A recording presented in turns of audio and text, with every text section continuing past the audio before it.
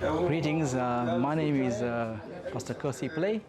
I live in Queensborough, but we've moved our church into Chesterville, where the unrest took place. What we actually witnessed in these few days was very devastating in our hearts and in our minds. I stay very close to the place that was, or to the areas that were looted, the Dunlop and the Ioba. They're very close to my house, like Mr. Majola has alluded. It was very depressing to see what was happening, but when I saw it starting on Sunday, my children were telling me, hey, people are coming with meat, hey, pockets of meat. I was like, no, police gonna come now. I kept on hoping for the law enforcement to appear. A couple of men in my area came to my house. That they asked me to intervene. That is when I see that this thing is become more serious. Then people now, they decided to come physical to my home. Then we arranged a meeting at Chesterville Library on Wednesday. They came in on Wednesday. Then on that Wednesday, when we called an urgent meeting. At the beginning of the meeting, we were very clear that we are not there to blame one another, who looted, who didn't loot, and what the police did, what the police didn't do.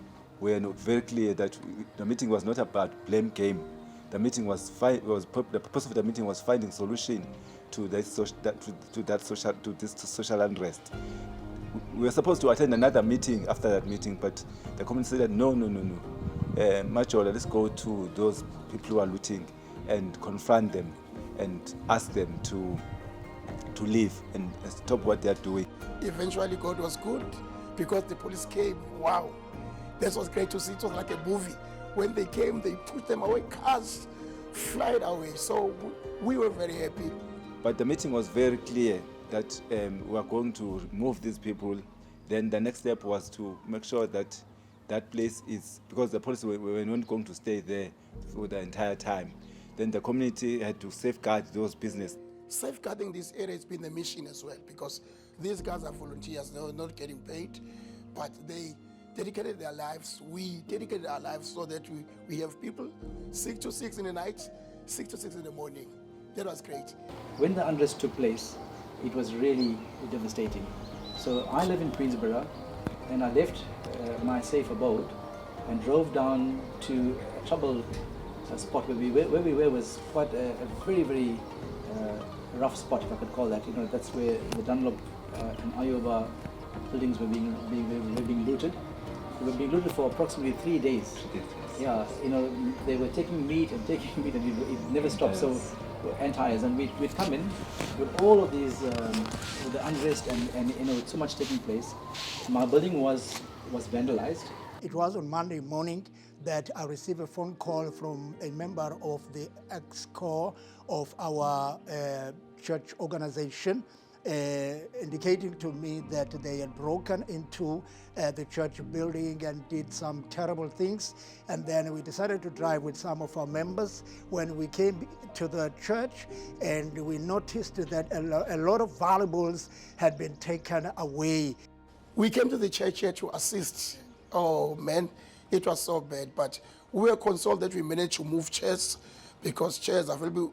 Even if we don't have a building, if you have chairs, we can have the church outside, because church is everywhere for us, because Christ lives within us. So I'm so grateful that now we are working on the way forward. What can we do? How can we bring our communities to protect what we have? Because we were trending everywhere. People sent messages, hey, Chesterville is trending for looting. I was like, no, don't worry. We chased the looters away. Now we are rebuilding this area. Another thing that it brings us closer with the faith-based organization is we're standing here together with the pastors. So this social unrest is something bad happened to a community, but it brought us closer with the business people and the social, the faith-based organization like the pastors and churches. So we really appreciate for that. Then we're working together as a team now to make sure that we prevent future happenings of this kind of looting or lawlessness. And we are working together to rebuild. We intend to meet different communities to try and workshop them, help them have a different perspective, have a different understanding, have a different of looking at one another. We are very, very optimistic. We are very hopeful that things will be okay.